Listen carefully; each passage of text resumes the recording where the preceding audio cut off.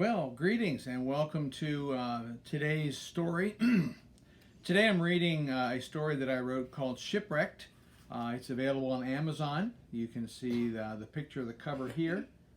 I'm going to be reading from the Kindle version. Uh, what happens when a third grade class goes on a cruise and disaster strikes? Would you like to hear how a fun cruise ended up being a shipwreck? You're not going to believe it, but it goes kind of like this. The ocean stretched out for miles in front of them. Miss Jane's second grade class from Hargrove Elementary were all chattering with excitement as they stood at the railing of the huge cruise liner. Just 3 hours before this, they had boarded the big boat along with the 4 parents who came as chaperones. This class of 12 students had entered a contest to win a 3-day cruise, and they had won. That day, Miss Jane had opened the email from the cruise line. She said, "Oh no!" Jason turned to the others and said with confidence, "That's her good, oh no." Miss Jane stood up from her computer and cleared her throat. "Class, stop your seat work and look at me."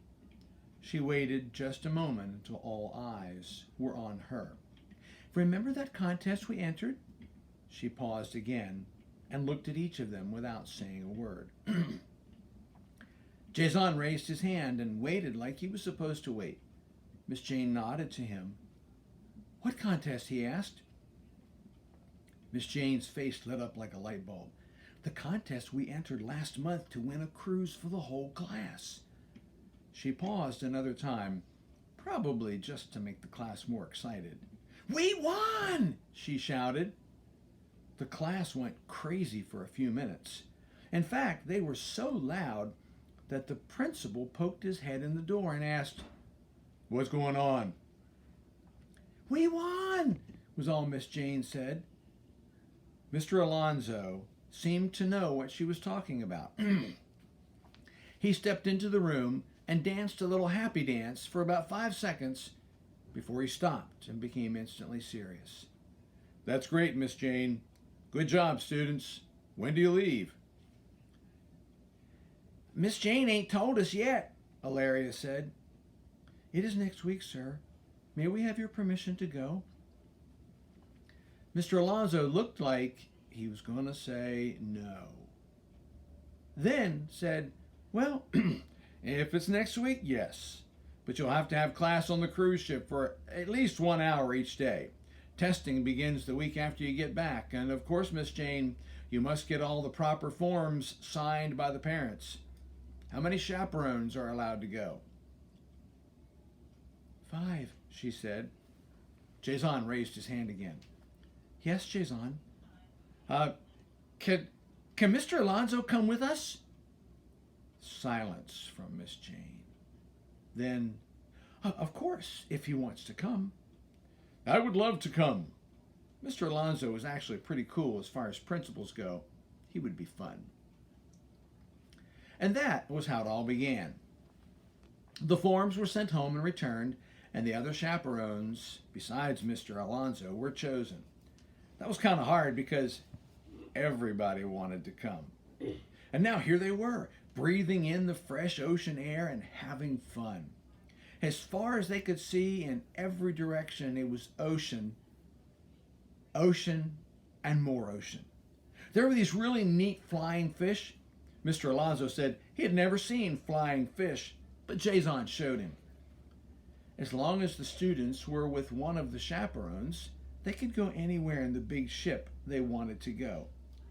Except, well, there were those adult places where they sold alcohol. The kids were not allowed to go there, but they didn't really want to go there.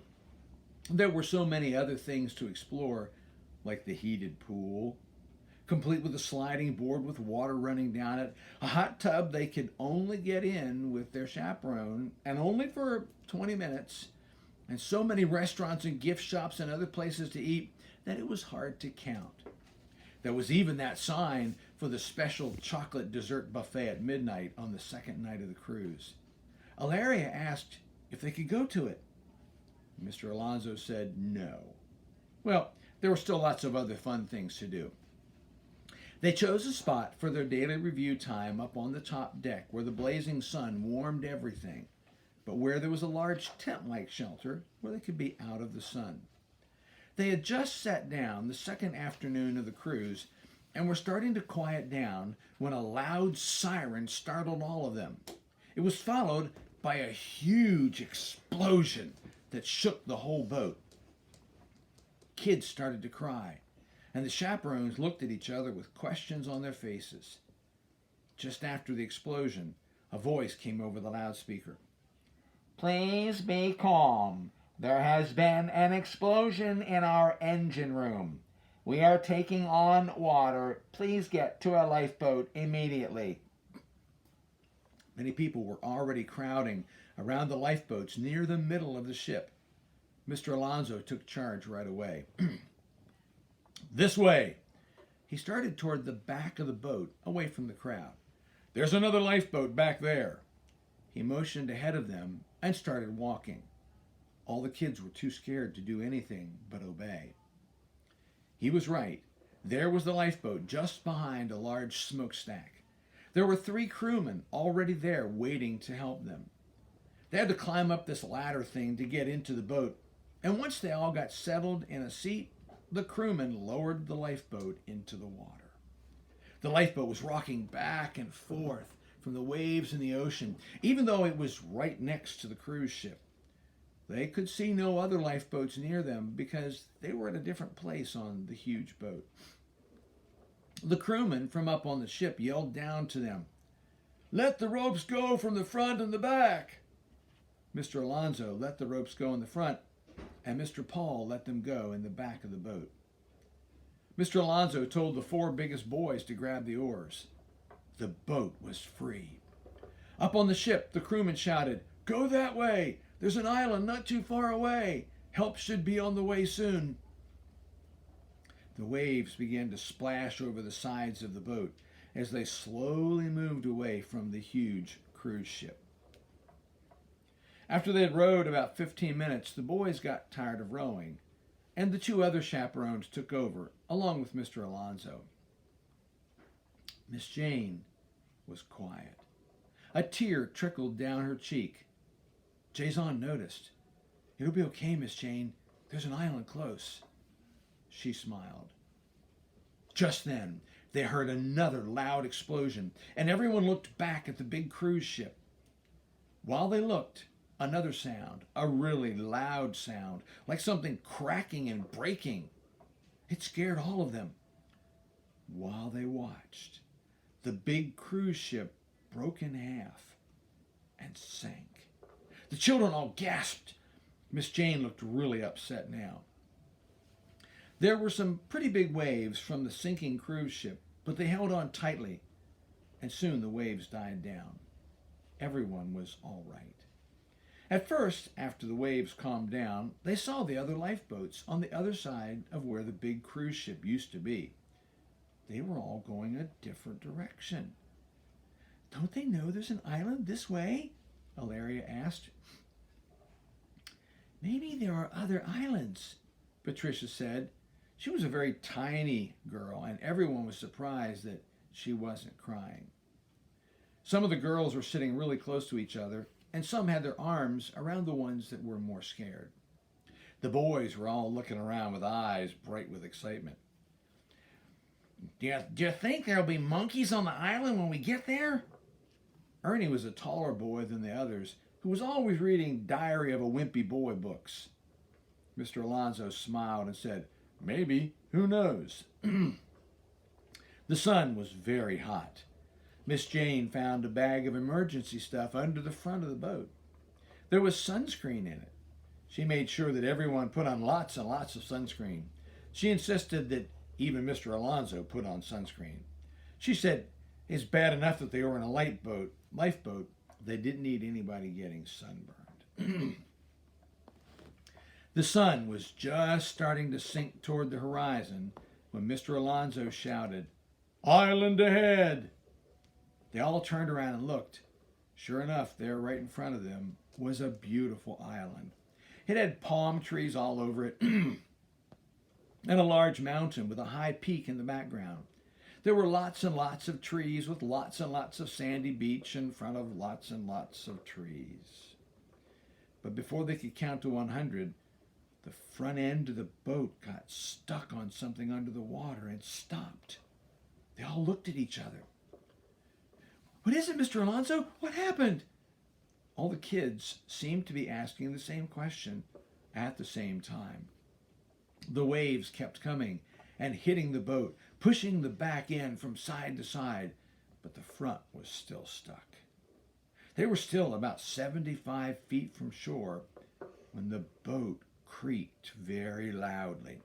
Water rushed into the boat, and then the back end broke off. Mr. Alonso hit the water hard and tried his best to swim. Actually, if they had not all been so scared, it would have been kind of funny. Then, before they could enjoy watching Mr. Alonso try to swim, the entire boat broke into pieces and threw them all into the water. The kids screamed and began to flounder around in the water. The only one who was not terrified and splashing around trying to swim was Miss Jane. She just stood there smiling and watching. Wait a minute. How is she standing? Before Jason had time to ask, Miss Jane yelled above the noise and confusion, "Stand up! It's not deep here!" And it wasn't. Once the chaperones all figured out it was shallow enough to stand, they got the kids to stand and they finally calmed down. Only Mr. Alonso, who was farther back than the rest of the kids, still floundered in the water. Miss Jane waded back to him and reached down. She placed a calming hand on his shoulder. "You can stand, sir." He looked at her like he was a little embarrassed. He stood up. Everyone was looking at him. I was just trying to show them how to swim," he said. They all knew the truth. Mr. Alonso didn't like water. It was all cool, though. It took them half an hour, but they all made it to shore safely. They looked like a bunch of wet puppies that had just had a bath. They were soaked. Once Mr. Alonso and Miss Jane got them all to sit down on the sand in a big circle, Patricia looked around at them all and started laughing. It was a laugh that caught on, and soon everyone was laughing, really laughing. They were all okay.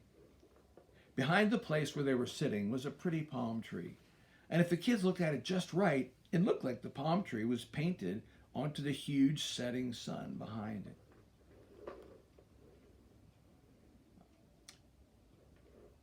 "It's okay, boys and girls, it's okay. We will be rescued soon, we are sure.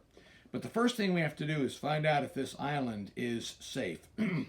Mr. Paul, will you come with me and check out the woods right there and let us look around to make sure everything's safe?" "Can we go with them?" Jason and Ernie asked, and they did. The girls sat huddled together, but it was kind of odd. No one cried. They all knew that it would be all right. After about half an hour, the men and boys came back to say that the island was safe. There was nothing there to be afraid of. Miss Jane was happy to hear that. "Now, we have to let people know where we are." Mr. Alonso spoke up. "Anyone have any ideas on how to do that?" Mr. Alonso was definitely in charge. Good thing the principal came along. Miss Jane had the idea of finding long, straight sticks and writing the word "help" on the beach in really big letters so someone in an airplane could read it. It only took 15 minutes to find enough sticks and to write "help" on the widest part of the beach. Surprised? Everyone worked together. That's why it happened so fast. Once that was done, everybody had to gather as many palm branches as they could so the chaperones, Mr. Alonso and Miss Jane, could build 2 shelters. One for the girls, which they built first, since Mr. Alonso said, "Ladies first, guys, ladies first." Then they built the boys' shelter, too. Patricia walked up to Miss Jane with a sad look on her little face. "I'm hungry, Miss Jane. Does that bag you found have any food in it?" Miss Jane looked sad herself when she said, "It did, But when we got dumped into the water, I lost it. Sorry. Jason heard what Patricia said and offered to climb the palm tree to get coconuts. Soon everyone wanted one, so Jason climbed 4 different palm trees and threw down a coconut for everyone. It really looked funny as everyone tried their best to break their coconuts open.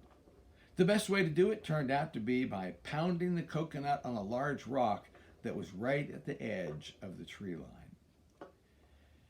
After everyone finished their coconut, they went to sit down at the fire that Mr. Palt and Mr. Alcon had built once the shelters were done. Before long, it was time to go to sleep. All the girls went with Miss Jane and Mrs. Matson, one of the instructional assistants who had been chosen to come along. There was just enough room in the palm tree branch shelter for all the girls. The boys were not so lucky. There were more boys than girls, and there was not enough room for them in the shelter. So, Mr. Alonzo, Mr. Palt, and Mr. Alcon laid down just outside the shelter on 3 sides, and soon everyone was asleep. The next morning, the kids began to wake up as soon as the birds began singing. Most of them were not used to hearing birds sing early in the morning. The boys were talking to each other, but had not come out of the shelter yet. Mr. Alonzo was snoring, and Mr. Palt and the other chaperone were breathing very heavily. An explosion, far bigger than the one that had sunk the big cruise ship, scared everyone awake. Mr. Alonzo was up and looking around when Jason came out of the shelter. The girls were a little ways away from them, and they were all coming out of their shelter, rubbing their eyes. "Look!" yelled Miss Jane. She was pointing back toward the woods. They all looked and saw something they never expected to see in real life. A really tall mountain rose above the trees, and smoke was pouring out of the top of it. "Volcano! What are we going to do?" Miss Jane came running over to where Mr. Alonzo was standing and just staring. She shook him, and he turned to her with a blank look on his face. Just like the day before when the boat had exploded, the kids were all beginning to get worked up and really scared. They were all facing the volcano, watching the smoke pour out of it as it exploded again and again. After the 3rd explosion, a bunch of red lava began to ooze out of the top and pour down the side, just like in one of those volcano experiments made with vinegar, baking soda, and red food coloring. Everyone was frozen in their place. Suddenly, there was a voice behind them, a very loud voice like from a loudspeaker. "Do not be afraid. We are here to rescue you. Please come to the edge of the beach quickly." As they turned around, they saw a helicopter. Someone had seen the message on the sand and had come just in time to save them. The helicopter was large enough to fit all the children and chaperones, and soon they were high above the ocean. They left their little deserted island behind and flew toward a Coast Guard rescue ship. Once they were all on board, the captain gave the order to leave. Miss Jane, being the good teacher she was counting her students. She kept coming up with 11, not 12. "Where's Ernie?" No one knew. "Last time I saw him, he was heading toward that hill behind where we slept. He said something about wanting to get a closer look at the volcano." Patricia was the only one that had seen him go. Everyone believed her because every time they talked about volcanoes in class, Ernie knew more about them than anyone. He was fascinated with them. Back on the island, sure enough, Ernie stood high on the little hill watching the volcano erupt. The ash was coming down on him kind of like snow, but he didn't care. He was watching a real volcano explode. Back on the ship, Mr. Alonzo had just gone to see the captain. "We have to go back. We can't leave him," Mr. Alonzo was saying. "I'm sorry, sir. I know you've gone through a lot, but look at that volcano. If we send someone back, I risk losing everyone because if a chunk of that mountain hits this boat, we're all goners." He turned away, his face hard. He had made up his mind. There was no changing it. "What are we going to do?" Mr. Alonso was close to tears. He was a strong man and even a stronger principal, but he really cared about his students. Just then, Miss Jane spoke up. "Not to worry, sir. I got this covered." She reached up to her neck and pulled something out that was on a chain around her neck. It was a really weird looking whistle. It looked very old and looked like it was made out of bone or something. She put the whistle to her lips and blew very hard on it. A piercing sound escaped from the whistle. It was kind of like rushing wind and bird whistle all combined. At first, nothing happened. Then Jason pointed back to the island. From the far side of the island, hundreds and hundreds of birds were rising up in the air. Ernie had just realized that everybody had left him, and he was beginning to panic when out of nowhere, birds were flapping their wings all around him. He tried to fight them off, but he couldn't.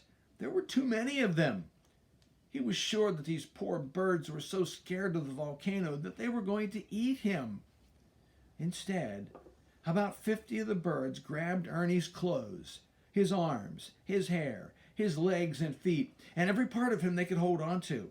Then they flapped and fluttered into the air, taking Ernie with them. Back on the Coast Guard ship, the students were witnessing what they later called the Bird Lady Miracle. The swarm of large birds came straight across the water toward the ship. In the middle of the swarm of birds hung Ernie, screaming at the top of his lungs. They were about to fly right over the boat when Miss Jane put the whistle to her lips and blew another shrill blast. Ernie came tumbling and screaming down into the boat, where he landed on a pile of sandbags. He was safe. They were all safe. And that is how a cruise ended up as a shipwreck. The end.